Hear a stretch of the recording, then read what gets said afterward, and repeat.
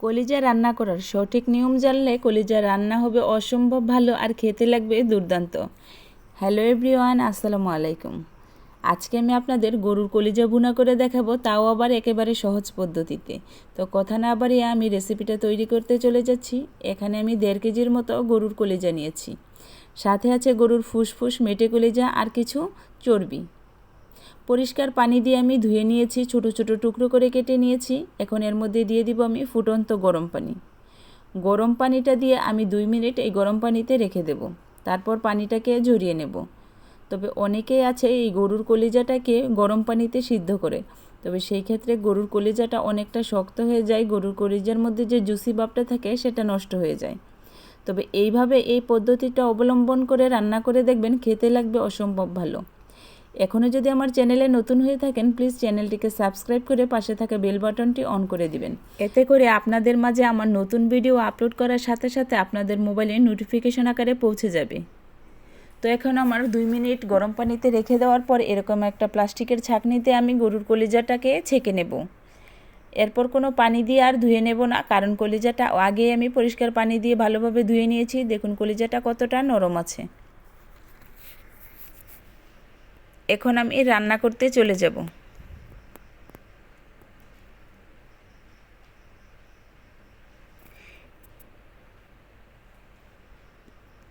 চুলায় একটা কড়াই বসিয়ে দিয়েছি। কড়াইটা যখন গরম হয়েছে দিয়ে দিব পরিমাণ মতো সয়াবিন তেল।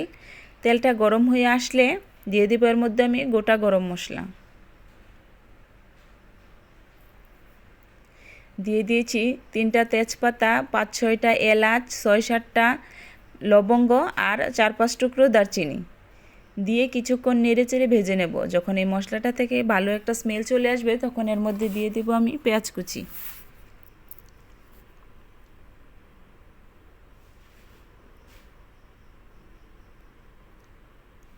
মশলাটা আমার ভাজা হয়ে গেছে, এখন দিয়ে দিব এর মধ্যে আমি পেঁয়াজ কুচি। আমি এখানে 1 কাপের মতো পেঁয়াজ কুচি নিয়েছি, আপনারা ইচ্ছা করলে একটু কম বেশি করে নিতে পারেন, এতে কোনো সমস্যা নেই।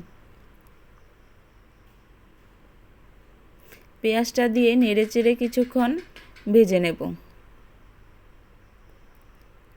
আর দিয়ে দিব অল্প একটু লবণ। লবণটা দেওয়ার কারণে পেঁয়াজটা তাড়াতাড়ি সিদ্ধ হয়ে যাবে। পেঁয়াজটা খুব বেশি ভাজার প্রয়োজন নেই, অল্প একটু নরম হয়ে আসলে এর মধ্যে আমি দিয়ে দিব আদা রসুন বাটা। পেঁয়াজটা আমার ভাজা হয়ে গেছে, এখন দিয়ে দিব আদা রসুন বাটা। আদা আর রসুনটাকে আমি একসাথে ব্লেন্ডার করে নিয়েছি, আপনারা এই ক্ষেত্রে আলাদা আলাদা ব্লেন্ড করে নিতে পারেন। এখন কিছুটা সময় নিয়ে আদা রসুন বাটাটা আমি ভেজে নেব, তাতে করে আদা রসুনের মধ্যে যে এক্সট্রা একটা গন্ধ থাকে সেটা চলে যাবে। আদা রসুনটা ভাজা হয়ে গেলে এর মধ্যে দিয়ে দিব আমি অল্প একটু পানি।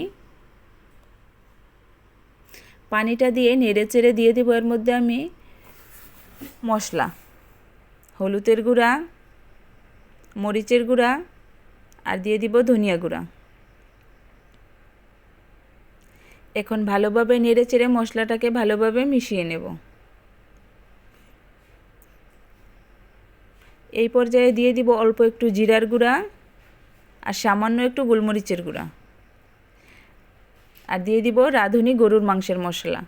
আপনাদের কাছে যদি থাকে তাহলে দিতে পারেন, আর না থাকলে স্কিপ করতে পারেন। এবার ভালোভাবে নেড়েচেড়ে মশলাটাকে কষিয়ে নিতে হবে।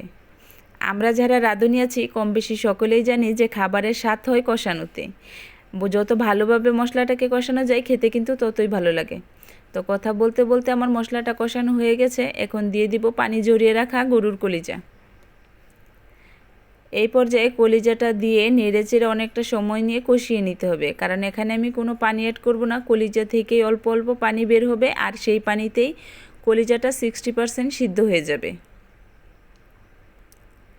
নেড়েচেড়ে ভালো করে মশলার সাথে মিশিয়ে ঢাকনা দিয়ে কিছুক্ষণ ঢেকে আমি রান্না করে নিব। এখন ঢাকনাটা উঠিয়ে আবার কিছুক্ষণ নেড়েচেড়ে দিব, আবার ঢাকনা দিয়ে ঢেকে দেব।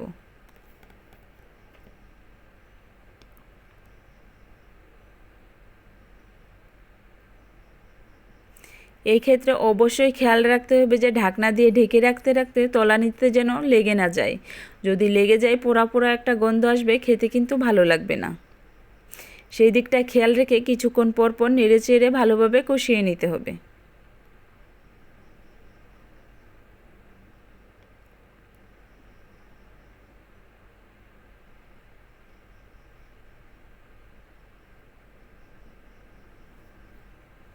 এভাবে নেড়ে চেড়ে আমি কলিজাটাকে ভালোভাবে কষিয়ে নেব। ঢাকনা দিয়ে ঢেকে আরও কিছুক্ষণ কষিয়ে নেব। তো কষানো হতে হতে আমি একটা কথা বলি, যে আমরা যারা কন্টেন্ট ক্রিয়েশন করি, যারা ব্লগ করি, অনেক আশা নিয়ে একটা আমরা ভিডিও ছাড়ি। যদি আপনাদের অল্প একটু সাপোর্ট পাই, একটা শেয়ার, কমেন্ট, একটা লাইক পাই, তাহলে কিন্তু আপনাদের এই একটা কমেন্ট, একটা শেয়ার আমাদের কিন্তু পরবর্তীতে নতুন কিছু তৈরি করার অনুপ্রেরণা যোগায়। তো কথা বলতে বলতে কলিজাটা আমার কষানো হয়ে গেছে। এখন এর মধ্যে দিয়ে দিলাম আমি ফুটন্ত গরম পানি। অবশ্যই চেষ্টা করবেন যে কোনো রান্নার মধ্যে গরম পানি দেওয়ার, কারণ গরম পানিটা দিলে খাবারের স্বাদটা অটুট থাকে। এখন ঢাকনা দিয়ে ঢেকে কিছুক্ষণ রান্না করে নেওয়ার পর ঝোলটা দেখুন আমার অনেকটা গাঢ় হয়ে এসেছে। কলিজাটা যেহেতু আগে 60% সিদ্ধ হয়ে গেছে, সেহেতু খুব বেশি পানি দেওয়ার প্রয়োজন হয়নি, অল্প একটু পানি দিয়েছি। এখন এই পর্যায়ে ঝোলটা গাঢ় হয়ে যাওয়ার পর দিয়ে দিলাম অল্প একটু জিরার গুঁড়া আর দিয়ে দিলাম অল্প একটু গরম মশলার গুঁড়ো। এখন আবার ভালোভাবে নেড়েচেড়ে অল্প একটু সময় রান্না করে নিব। আপনারা ইচ্ছা করলে এই পর্যায়েও নামিয়ে নিতে পারেন। যদি ইচ্ছা করেন ঝোলটা আরেকটু গাঢ় করবেন, ঘন করে নেবেন, সেই ক্ষেত্রে আরেকটু সময় নিয়ে রান্না করে নিতে পারেন।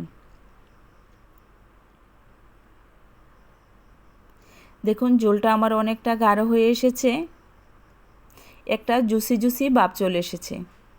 আপনারা এইভাবে কলিজা ভুনা করে গরম ভাত, লুচি, রুটি, পরোটা, নানের সাথে কিন্তু পরিবেশন করতে পারেন। খেতে কিন্তু অসম্ভব ভালো লাগবে। তো আমার ভিডিওটা ভালো লেগে থাকলে প্লিজ চ্যানেলটাকে সাবস্ক্রাইব করে দিবেন। সবাই ভালো থাকবেন, আমার পরিবারের জন্য দোয়া করবেন। টাটা।